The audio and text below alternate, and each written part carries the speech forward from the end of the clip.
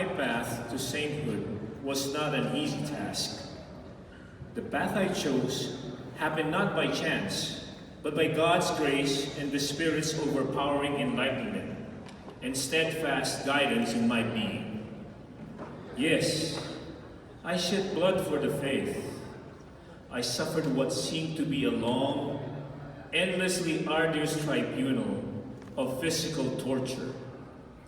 But I tell you now, every ounce of pain, if measured, every bit of suffering, if counted, every inch of torture, if sealed, was worth giving 1,000 lives if I had them.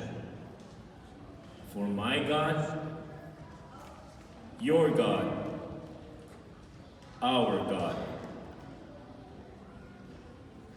This is my story.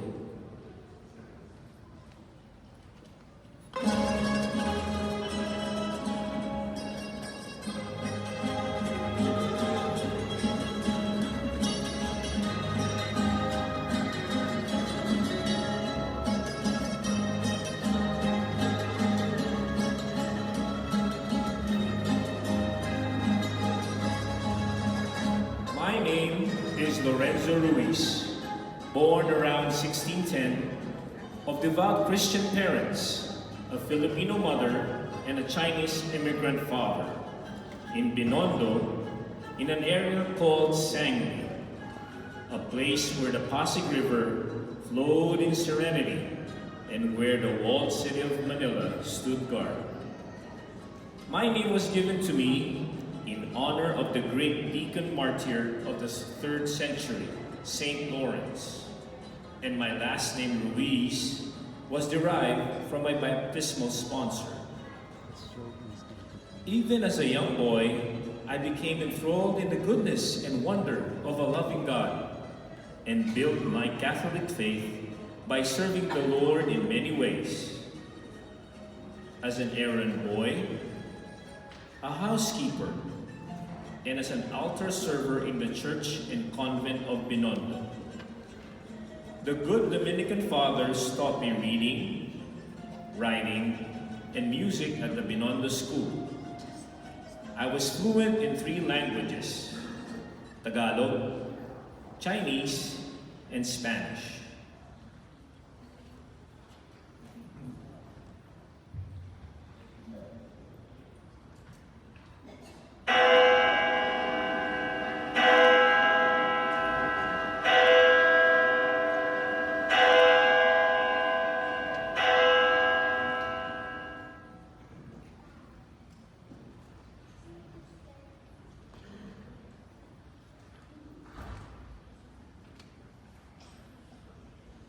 In His goodness, the Lord also blessed me with such beautiful handwriting. So beautiful, in fact, that I earned my living then as an escribano, a secretary for the convent, and as a calligrapher who rendered documents for both private and official use.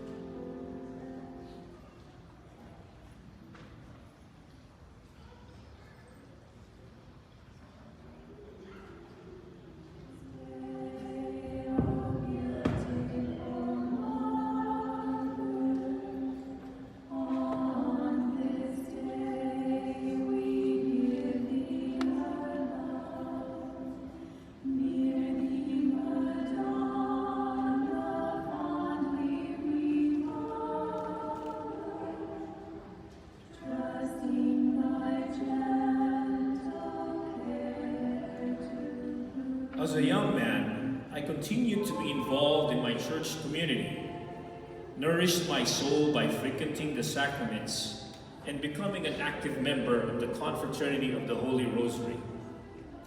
My devotion to the Blessed Mother, especially towards the recitation of the Holy Rosary, continued to a new dimension after I married and had 2 sons and a daughter. For then, I had my family, praying with me. What a joy there was in my heart.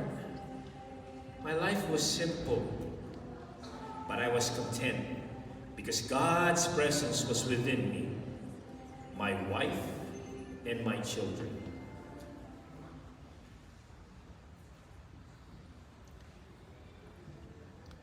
In 1636, however,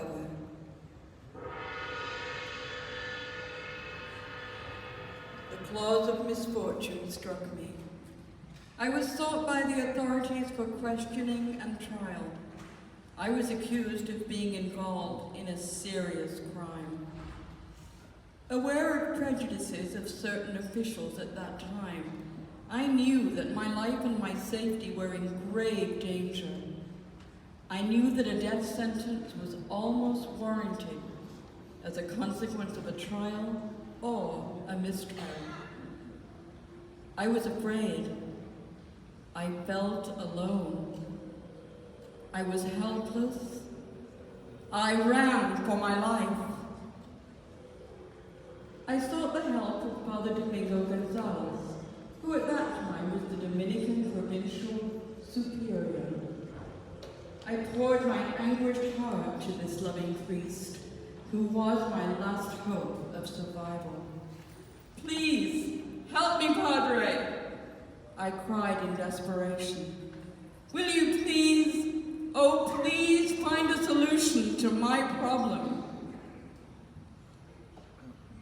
Convinced of my innocence, Father Gonzalez took me by the hand and led me to a secret escape where a sampan, a boat built in Japanese style, was docked along the coast of Bataan, prepared to leave for Macau.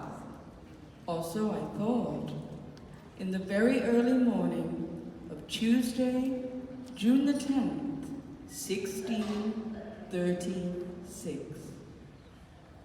I thought that I would earn a living as an escribano in China, and then send for my family later on. Confidence slowly warmed my soul as I clung to the hope that one day soon my family and I will be together once again. Unwary of our destination, I boarded the sampan with 4 Dominican priests and a layman. As the sampan veered northward, I soon realized we were sailing farther and farther away from Macau, and closer to Japan, where my faith would be tested to unimaginable heights, and my fate would be caught in the trap of death.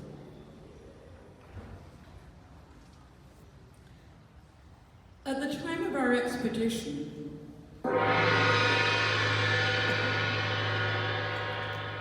the shoguns ruled Japan.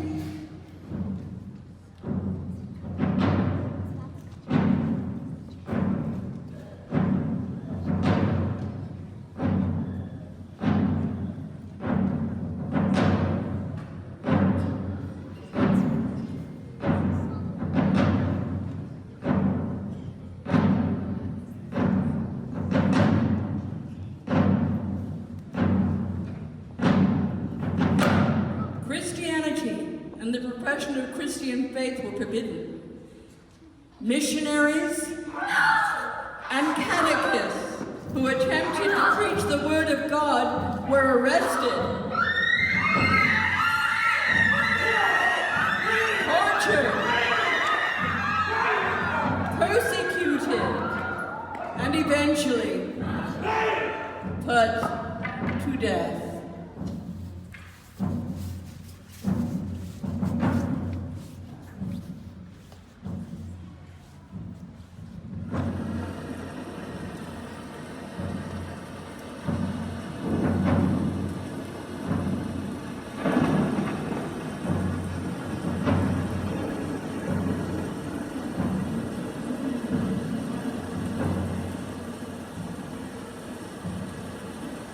We arrived in the coastline of what is now known as the archipelago of Okinawa.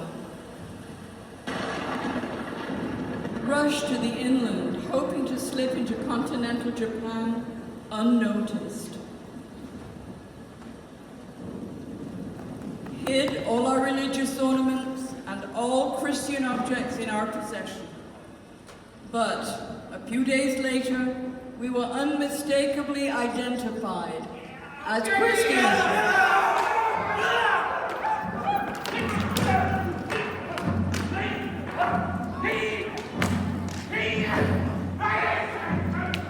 My companions, the 4 Dominican missionaries, and the layman and I were arrested and imprisoned in Okinawa for a year while we waited to be tried as criminals in Nagasaki.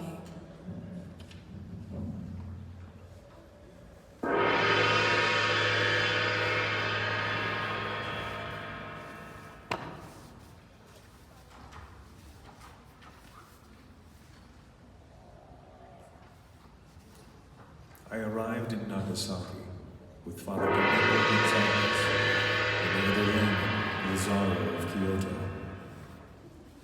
A few days later, the other priests, along with other Christian prisoners, arrived.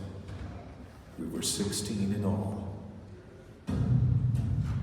In view of the populace and the Portuguese traders from Macau, we were dragged into the tribunal and towards a chamber where we were asked to renounce our faith,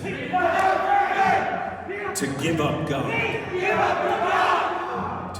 God in all his goodness, mercy, and love, and be freed.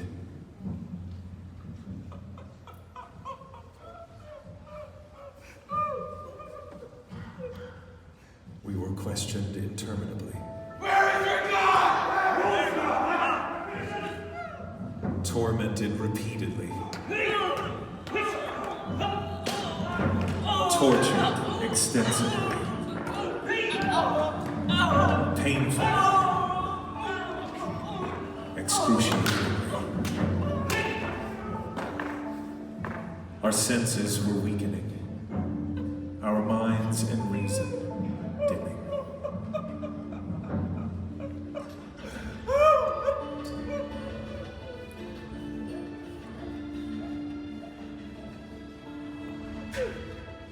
We were subjected to 2 kinds of inhuman torture.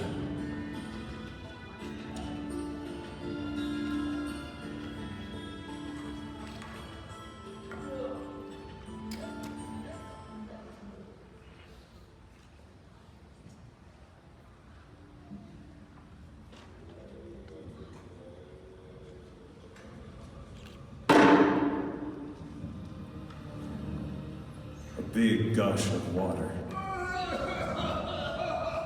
Barrels, it seemed, was forced mercilessly into our mouths by a funnel until our bellies were filled with excess water and could not take any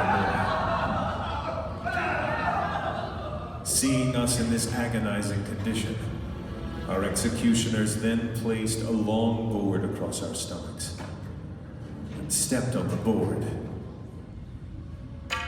to release the water from inside. The water burst out forcibly and violently through all our natural exits, including our noses and ears.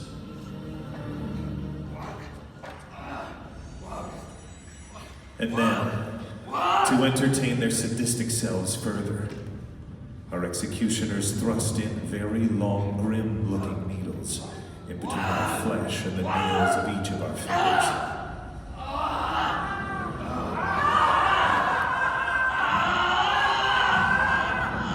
As we screamed in extreme agony, plucked the needles as if they were playing a guitar.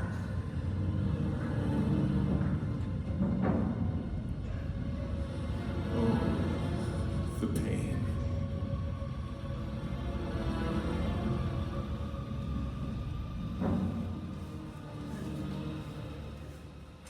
The body, weakened and trampled by these torments, surrendered.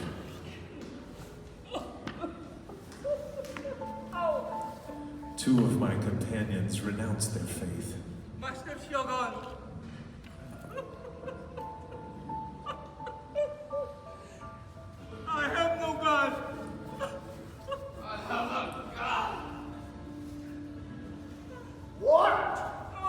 What did you say?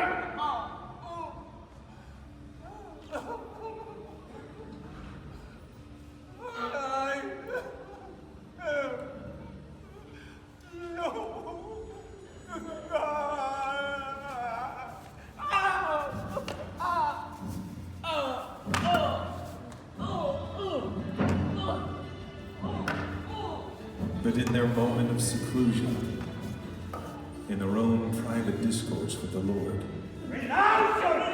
became imbued with remorse, repentant and reconciled. I was asked to renounce my faith. I was asked to give up my Lord. To give up my Lord in exchange for freedom. I was weak. I was confused. Master Shogun! I had a moment of doubt. Master Shogun!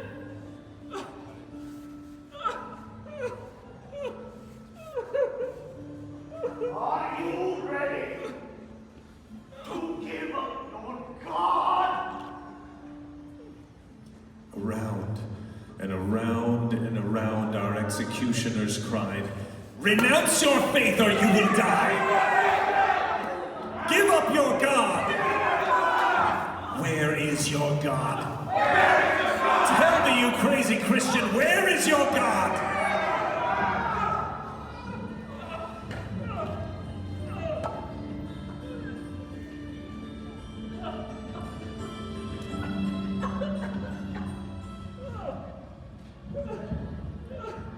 If I had 1,000 lives I would give to the Lord. God's grace, so ever present even in my dire moment of utter weakness and desolation, strengthened my heart.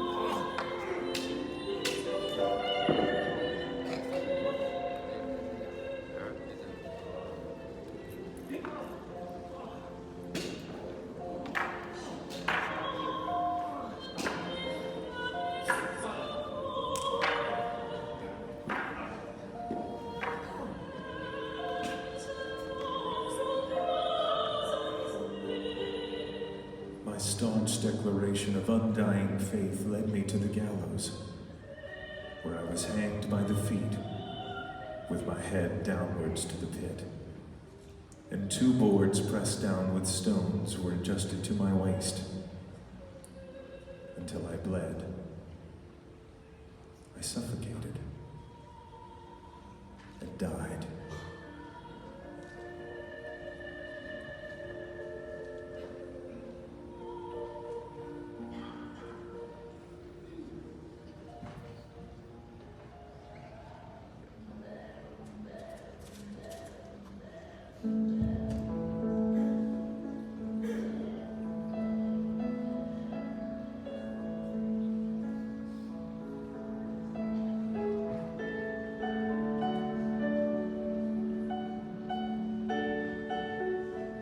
My children, do not be tepid in your faith, but live your faith with certainty that you may, in your own way, say, Kung ako ay may 1,000 buhay, 1,000 buhay ang walwalhati kong iaalay sa aking Panginoon. 过我有千条1000条命有意就叫给兄弟。So you vera mil vidas la daria el Señor. If I had 1,000 lives, 1,000 lives I would give to the Lord. Yes!